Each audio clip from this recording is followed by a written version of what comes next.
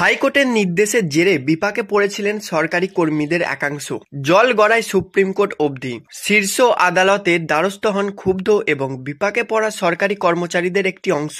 এবার উচ্চ আদালতের নির্দেশ খারিজ করে তাদের পক্ষে রায় দিয়ে দিল সুপ্রিম কোর্ট। রাজ্যের হাসপাতালগুলির হাল ফেরানোর জন্য 2018 সালে বেশ কিছু সংস্কারমুখী পদক্ষেপ নেওয়ার কথা বলেছিল এলাহাবাদ হাইকোর্ট। সেই সঙ্গেই উচ্চ আদালতের তরফ থেকে নির্দেশ দেওয়া হয় উত্তরপ্রদেশের সরকারি কর্তা এবং কর্মীদের সরকারি হাসপাতাল থেকেই চিকিৎসা করাতে হবে। উচ্চ আদালতের এহেন নির্দেশের জেরে বিপাকে পড়েন বহু সরকারি কর্তা ও কর্মী। সোজা সুপ্রিম কোর্টের দ্বারস্থ হন ক্ষুব্ধ চাপে পড়া সরকারি কর্মচারীদের একটি অংশ।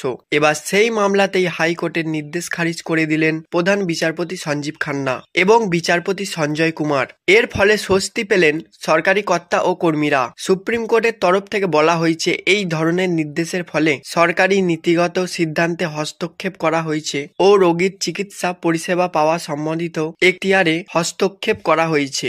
শীর্ষ আদালত জানিয়েছে, রাজ্যের হাসপাতালগুলির পরিস্থিতি উন্নয়ন অবশ্যই হওয়া উচিত, এই প্রসঙ্গে কোনো সন্দেহ নেই। যদি এমন উদ্দেশ্যই হয়ে থাকে তাহলে সেটা ভালো, তবে সেই কারণে দেওয়া নির্দেশের পাশাপাশি কাউকে নির্দিষ্ট কোনো হাসপাতাল থেকে চিকিৎসা করাতে বাধ্য করা যায় না, স্পষ্ট জানিয়েছেন সিজেআই সঞ্জীব খান্না এবং বিচারপতি সঞ্জয় কুমার। সুপ্রিম কোর্টের এই পর্যবেক্ষণের ফলে ওই রাজ্যের বহু সরকারি কর্তা এবং কর্মচারীদের সুরালা হলো বলে মনে করা হয়েছে ওয়াকিবহাল মহল।